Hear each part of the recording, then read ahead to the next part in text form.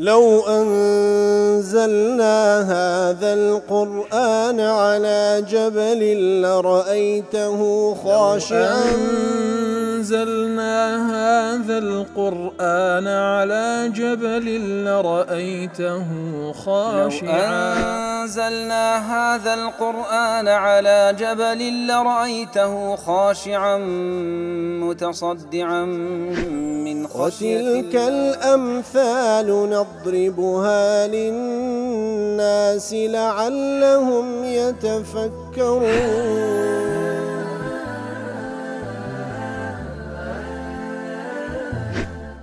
الحمد لله والصلاة والسلام على رسول الله وعلى آله وصحبه ومن والاه. السلام عليكم ورحمة الله. برزان خوش حالم لواني نوصت ونوتدو لوانا كاين تفسير القرآن في روزبين وخزمتان وما بس رزامن دي رب العالمين وهي وادان مئوي آزي السودي لور بقرن. أعوذ بالله من الشيطان الرجيم. قل إن كان آباؤكم وأبناؤكم وإخوانكم وأزواجكم وعشيرتكم وأموال اقترفتموها وتجارة تخشون كسادها ومساكن ترضونها أحب إليكم من الله ورسوله وجهاد في سبيله فتربصوا حتى يأتي الله بأمره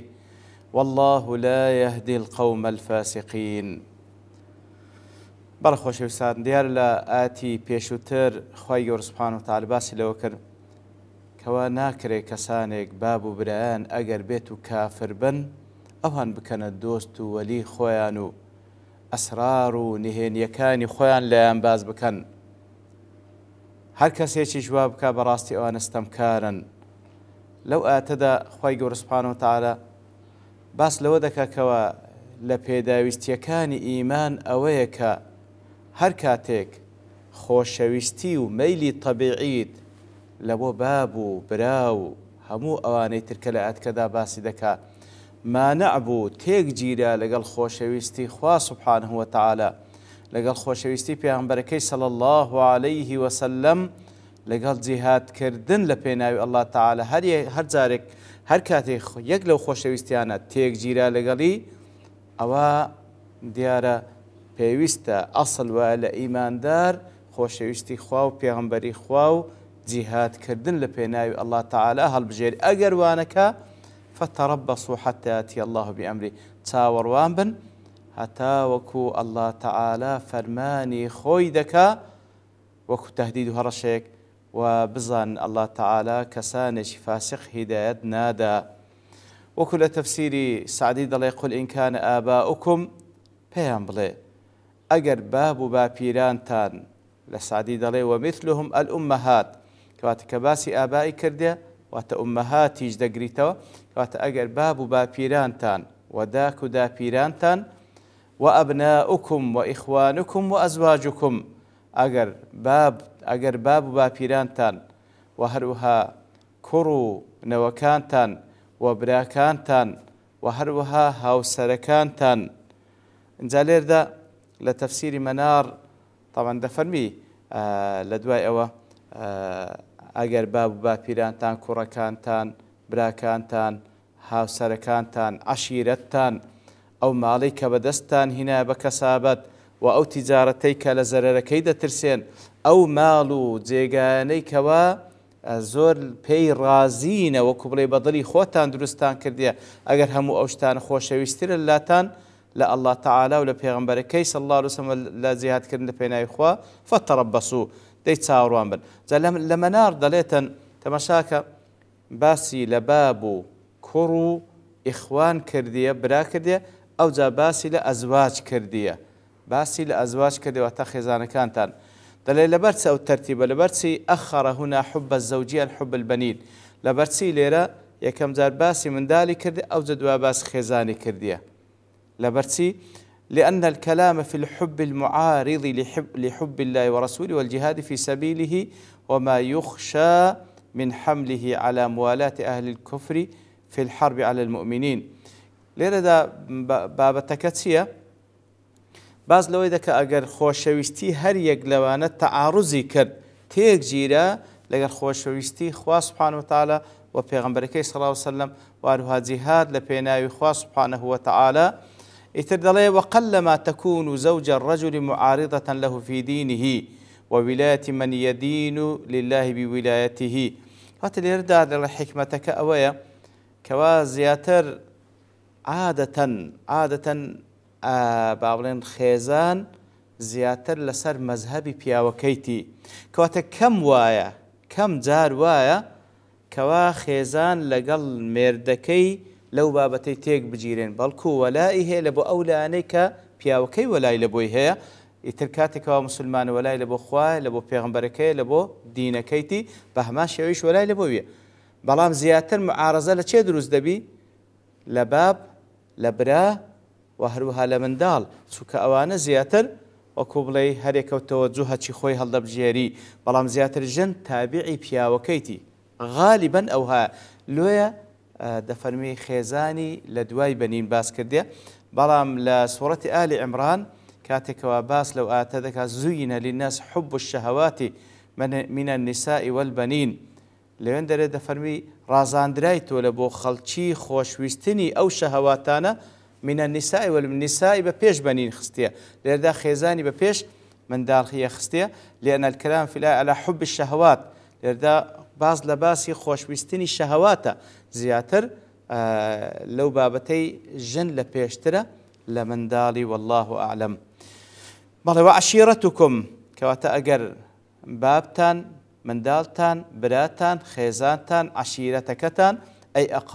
أقاربكم الأدنو أو قبيلتكم وكل تفسير قاسمي دلي عشيرة بريتلا خزم كسن زكاتان ياخذ قبيلة كتان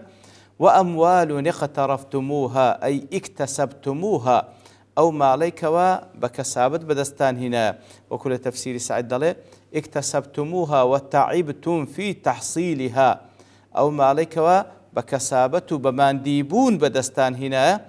دفرمي ليردا بتايبتي كآماجي بيكرديا لأنها أرغب عند أهلها وصاحبها أشد حرصا عليها ممن تأتي الأموال من غير تعب ولا كد كواتا أو مالك وبماندبون بدا السنة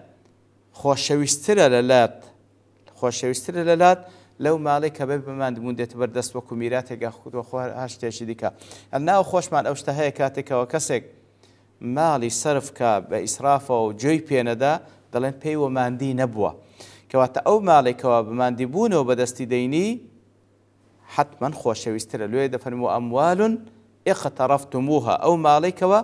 بە کەسابەت و بەماندیبوون بەدەستان هینایە وتجارة تخشون كسادها ئەو تیجارەتەی کەوا دەترسێن زەرەری لێ بکەن ئەگەر بێت و با بڵێن هیجرەت بکەن جیهاد بکەن ئەو تیجارەتە دەترسێن زرر اللي بكم كل محرر دلي وتجارة تخافون إن هاجرتم تجارتك لو يدرسن أقربته هجرة بكن لو تجارتي لو يدرسن عدم بيعها ورواجها أو رخص سعرها ونقص أرباحها لتجارتك دترسن أقربته لبون من هجرة بكن لبناء خواي جورا أو شتي كهيتان أو كالاي كهيتان نفروشري روازي نبي يا سعري دابزي يا قازانزي كم تربي لتفسير سعد ضل وتجار تخشون كسادها أي رخصها ونقصها لو إذا ترسن كوا هرزامبي لو إذا ترسن كوا خسارة تدابكن وهذا شامل لجميع أنواع التجارات والمكاسب كوا هر تجارتك بي أو زراعة بي تجارة بي صناعة بي هر شتيك بي كوا إنسان لخلال أو تجارتي كوا قازانزي لذكا بلام لو كاتكوا هجرتك جهادك بيتبيش أو تجارتش دبيت يقلو شتانك والواني مانع بيتن كإقدام بك لبو هجرة جهاد لبروي لو كاتدا بالتأكيد زرر ذكي لتجارتك ومساكن ترضونها أوانيك خوش ويستلا إنسان يقلو شتانتيا ومساكن ترضونها وكل قاسم دل أي منازل تعجبكم الإقامة فيها كواتا أو زيغاني كوا بيتان خوش لنايبا وزوكتي من الدور والبساتين لما لكانتان وارها لباغو بستان كانتان لتفسير السعدي دلي ومساكن ترضونها من حسنها وزخرفتها وموافقتها لأهوائكم. أو ماڵانەی زۆر پێی لێ رازینە لە جوانیەکەیان و لە ڕازاوەیەکەیان و لەگەڵ ئەو شتێک کە ئەنگۆ دەتانەوێت دەگونجێ، کەواتە ئەو ماڵانەی کەواوەکو بڵێ بە دڵی خۆی دروستی کردی، ئەو خانەی بە دڵی خۆی و بەو تەرتیباتی کە بە خۆی دەوێت دروستی کردێ، ئەوەندە لێی رازی چونکە ئەوەی بە خۆت دەتوێت ئەو هات دروست کردێ. ئیتر ئەگەر ئەو شتانە هەمووی أحب إليكم من الله ورسوله وجهاد في سبيل، أحب إليكم من الله، خۆشەویسترە لەلاتان ئەگەر هەر یەک لەو شتانێکەوە باسی کرد خۆشەویسترە لەلاتان لە الله تعالى ئەو زاتەی کە وەکو لە قاسمی المنعم بالكل، ئەو زاتەی کەوا هەموو نیعمەتەکان لەلای ویە و پێغەمبەرەکەی صلى الله عليه وسلم وهو واسطة نعمه، کە بەڕاستی ئەویش پێغەمبەری صلى الله عليه وسلم واسطەیە، واتە لە ڕێگای ئیمان هێنان بە پێغەمبەری صلى الله عليه وسلم خوای گەورە سبحانه وتعالى لە مقابلدا ئەو هەم ناز و نیعمەتتان پێدەبەخشی. وجهاد في سبيله، وخۆشەویسترە لەلاتان لە جیهاد لە پێناوی الله تعالى، ئەی مما يعلي دينه، ئەو جیهادەی کەوا دەبێتە هۆکارێک لە بۆ بەرزکردنەوەی دینی خوا سبحانه وتعالى. جاوەکو ابن عاشور دەڵێ خص الجهاد بالذكر من عموم ما يحبه الله منهم، کەواتە ئەگەر ئەو شتانی کە باس کرا خۆشەویسترە لەلاتان لە الله تعالى لە پێغەمبەرەکەی صلی الله عليه وسلم لە جیهادکردن لە پێناوی الله تعالى. فۆن جیهادکردن یەکێکە لە تاعاتەکان، بەڵام لەناو هەموو تاعاتەکان لێرەدا خوای گەورە ئیشارەتی بە چ کرد؟ بە جیهاد کرد تەنویها بشأنه، لە بۆی کەوا فعلا جیهاد زۆر گرنگە، ولأن ما فيه من الخطر عن النفوس ومن إنفاق الأموال ومفارقة الإلف جعله أقوى مظنة للتقاعس عنه. کەواتە لەبەرەوەی بەڕاستی جیهاد گرنگجیەکی زۆری هەیە لە بۆ سەرخستنی دینی خوا، و لە مقابلیشدا زیاتر کەسێک کە دەسی لە بۆ جیهاد حتما خۆی معڕەز دەکالەوەی کەوا ڕوحی لەدەست بدا یاخود ماڵی بڕوا و هەروەها ئەو دۆست و خۆشەویست و ئەو شتێک کە خۆشی دەوێت بەجیبێڵی لێ خوای گەورە لەناو هەموو تاعاتەکان جیهادی باس کرد. ئەگەر بێت و ئەو شتانی کە باس کرا خۆشەویسترە لەلاتان لە الله تعالى لە پێغەمبەرەکەی صلی الله عليه وسلم لە جیهادکردن لە پێناوی خوای گەورە، فتربصوا، وەکو لە قاسمی دڵ ئەی انتظروا، چاوەڕوان بن حتى يأتي الله بأمره، حتى يأتي الله بأمره، واتە لە قاسمی ئەی بقضائه، حتى الله تعالى قەزای خۆی دەکا لەسەرتان، حتى الله تعالى تەقدیری خۆی دێنتە پێش. ئەوش چییە؟ وهو عذاب عاجل أو عقاب آجل، ئیتر چاوەڕوان بن هەتا خوای گەورە بڕیاردا لەسەرتان بە عەذاب و سزایەکی کەوا هەر لە دنیا دەیبینن، یاخود عقاب و سزایەکەوە لە ئاخرەت. وهذا أمر تهديد وتخويف، کەواتەوە ترساندن و هەڕەشەکردنە. ئەی فارتقبوا قهر الله، ئەگەر ئەو شتانە خۆشەویستر لەلاتان لە الله تعالى و لە پێغەمبەرەکەی صلی الله عليه وسلم لە دینەکەی، دەی چاوەڕوان بوون. ئەی فارتقبوا قهر الله، چاوەڕوانی قەهر و دەسەڵاتی خوای گەورە بن، بۆی کاتێکەوە ئیدعای خۆشەویستی خوا دەکەن لە کاتێکدا بەکار و کردەوە بە هەڵوێستەکانتان ئەو ئیدعای خۆتان بە درۆ دەخەنەوە. حتى يأتي الله بأمره، وەکو لە تەفسیری سعید دڵ ئەی الذي لا مرد له، ئەو فەرمانەی خوای گەورە کە دێ لا مرد له، جێڕانەوەی نییە. والله لا يهدي القوم الفاسقين، هەل لە سعدی دەڵێ ئەی الخارجين عن طاعة الله، الله تعالى هدايتي كسانج فاسق نادا. فاسق چێنە؟ ئەوانە لە طاعەتی خوا دەرچوونە، المقدمين على محبة الله شيء من المذكورات، ئەوانەی کە یەک لەو شتانێکەوە باس کرا بە پێش خۆشەویستی خوا دادەنێ، ئەوە فاسقە و دەرچووە لە طاعەتی خوای گەورە و خوای گەورە سبحانه وتعالى هدايەتی نادا. ابن رجب لە مجموعی ڕسایلەکەی دەڵێ ئەو ئاەتە بەڵگەیە لەسەرەوەی کەوا خۆشویستنی خوا سبحانه وتعالى فەرزە لەسەر بەندەکانی، لەبەرەوەی بە بەڵگەی ئەوەی دەفەرمی هەڕەشە دەکا لەو کەسانی کەوا یەک لەو شتانی کە باس کرا بە پێش خۆشەویستی خوا یاخود خۆشەویستی پێغەمبەرەکەی صلى الله عليه وسلم بيخيتن. والوعيد لا يقع إلا على فرض لازم، وعيد هەڕەشەش دائما لەسەر شتێکە کەوا کەسێک فەرضێک بەجێ نەگەینی خوای گەورە هەڕەشە کەواتە خۆشویستنی خوا فەرزە نەوەک سونەتێک بی. وەکو لە تەفسیری سعدیش دەڵێ وهذه الآية الكريمة أعظم دليل على وجوب محبة الله ورسوله كواتە گەورەترین بەڵگەیە لەسەر واجببوونی خۆشەویستی خوا سبحانه وتعالى خۆشەویست پێغەمبەرەکەی صلی الله عليه وسلم وهروە بە پێشخستنی خۆشەویستی خوا بەسەر هەموو خۆشەویستەکان وهروە وەعید و هەڕەشەشە لە بۆ هەر کەسێکەوە یەک لەو شتانە بە پێش خۆشەویستی خوا سبحانه وتعالى دەیەخی ئەو جە دەڵێ علامەت و نیشانەکەش ئەوەیە کاتێکەوە عرض عليه أمران أحدهما يحبه الله ورسوله وليس لنفسه فيه هوى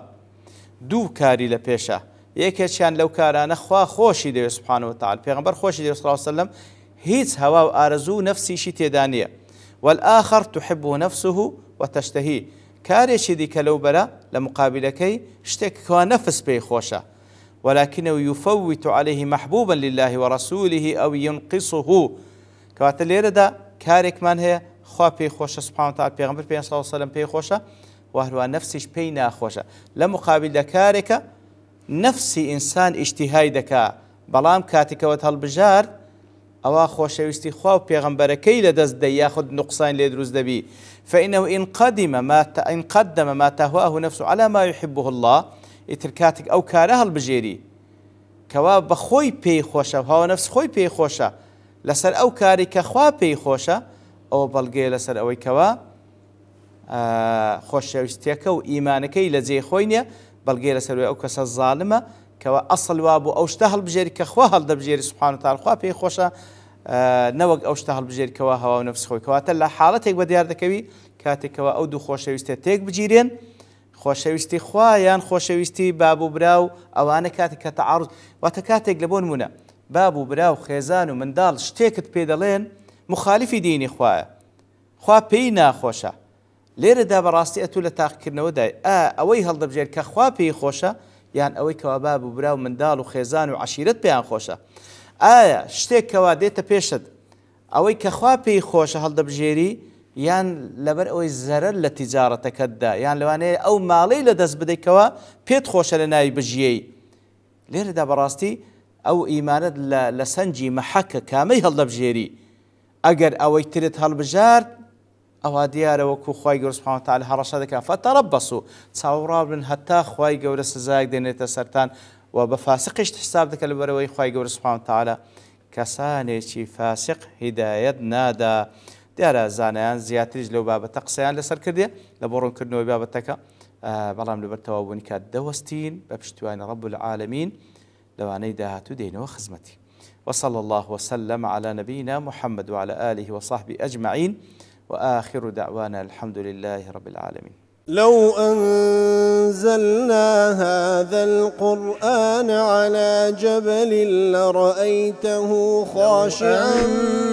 أنزلنا هذا القرآن على جبل لرأيته خاشعا أنزلنا هذا القرآن على جبل لرأيته خاشعا